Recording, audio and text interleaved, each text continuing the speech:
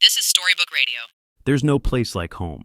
These iconic words, for whatever reason, I can't shake out of my mind. There's a rumbling sound that's coming from metal wheels against metal rails, and a hissing of brakes that is unsettling my calm. These happenings tonight lead me to one unforeseen conclusion. I'm on a train somewhere, to someplace, in some time. How did I get here? I have no recollection. Is it an end or an invitation to a life filled with uncertainty? Will I see picket fences and green grass where I'm going? The answer may surely come in due time. Where is everybody? There's not a living soul here but me. Light flickers in the dark train and reveals through wide windows bricks in an underground tunnel. Ahead, darkness swallows the entire tunnel. I believe I know my destination now. I believe the tunnel runs underneath the grounds of the Fields, a petting zoo located in the heart of New York City. Before entering the Fields, the terminal welcomes passengers with its graffiti images. A white rabbit with red eyes is usually plastered on the bricks. But this particular night, I see nothing. No graffiti at all, only bricks, mold, and cobwebs. Minutes elapse, and I just realized I've been standing. I can't move, can't even lift a finger. There's an invisible force acting on me, keeping me rooted in one spot. The only areas in my fields of view are the rooms ahead and in my peripherals. The train lights zap, blink, then kick on bright. In a well-illuminated train, I see doors to each car open, red benches adjacent to the walls, and stanchion poles mounted in the center aisles. "Someone help!" I scream, hoping a body will come to my aid. This train is picking up speed. I can't fucking breathe. The lights blink frantically as heat radiates from my face and fogs the nearby window. Static crackles in the train's intercom system. A voice, feminine and unnaturally pitched, pours out of the speaker. "Good evening, passengers. We'll be departing the tunnel shortly to..." It cuts off. "To where?" I say. "Where are we going?" I understand that home isn't promised. The scent of oak coming from the living room furniture. My wife, Annie, holding me close to her heart. And our little son, Henry, dancing in a circle. By the time I reach my destination, they wouldn't care to remember. I'll be renowned as the man who left his home forever. Out the window to my right, the brick tunnel bends skyward. Metal pops as the train throws its weight back and starts climbing an impossible hill that conflicts with modern physics. To put things in perspective, picture a vertical platform used in skating competitions. I ascend this hill at a 90-degree angle, held in place by the force field, as I flatten into an astronaut liftoff position. Just then, a sticky substance crusts on my fingers. It mimics dry paint, and without seeing exactly what it is, my eyes tune to the void beyond the tunnel. Choo-choo, choo-choo, choo-choo, choo-choo. All aboard the train that accelerates over 80 miles per hour. Blood pools in the back of my head and induces wooziness. The greater I ascend, the more dazed I become. Starlight beams at the mouth of the tunnel, to where this train is surging with unbelievable velocity. Wheels underneath the cars leave the track and derail. Is it over yet? Did I die? The answer is a disappointing no. In mid-flight, I see dark matter and the earth pulling further away.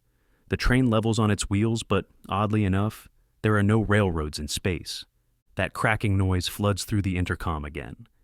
"Good evening, passengers. We're currently 8 minutes away from the edge. Please remain seated while traveling.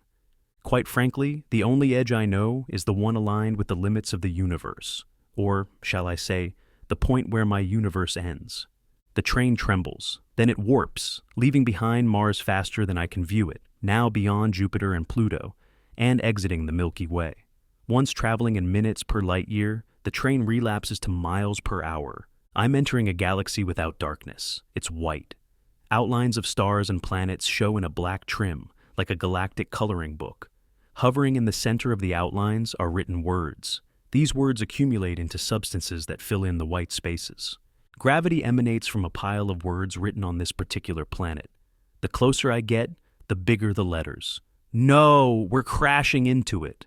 This word called gravity manifests its definition, a force of attraction that tends to draw particles or bodies together, and pulls the tail end of the train, breaking loose a car. Metal flies off the nearest car, jarring it loose. The train begins to accelerate, but struggles to break the pull. "Hurry up! Get me out of here!" The train thrusts closer to the planet that's enlarging.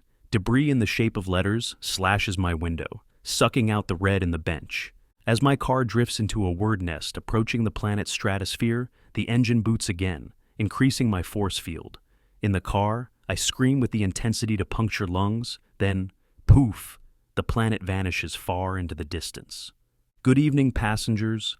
Up ahead is our destination, the edge. Beyond the coloring book galaxy where words manifest matter, this train halts at a translucent wall. Deep within me, I understand what's behind this wall. Those visions of me holding Annie while she rakes her fingers through my hair, and me kissing my son's forehead after tucking him in bed for the night, will cease to exist behind this wall. My house, my home, my legacy, my future will never have existed. Now the train starts forward. I gaze at the aisles ahead and see one by one cars disappearing in the translucent material. But so weird how it happens. It appears the cars ahead of me never existed. Somehow, I've been traveling through a tunnel, then beyond galaxies in a single busted car. Up close, I see the translucent material. It's gel-like, and eating away at my car door, a door I never remember being there. My time is pending. Translucent globs spread to my soles, creep up my legs, amputate my soles, and then my entire lower half is gone. I choke up, begin sweating, begin wheezing. Get me out of here. Now. Right now. I jump awake in my art studio, in front of a 24 by 36 canvas that just captured my vision precisely. Paint's all over my hands and staining the hardwood floor. My arms are stiff from locking them in place for hours. Wow, I get so deep into my work. Sometimes I forget I'm painting, like nothing else even matters. Lost in thought on a quest to enlightenment. The final piece is my masterpiece, and it's only achieved when traveling to that world beyond the tunnel, a place where I find home within my obsession.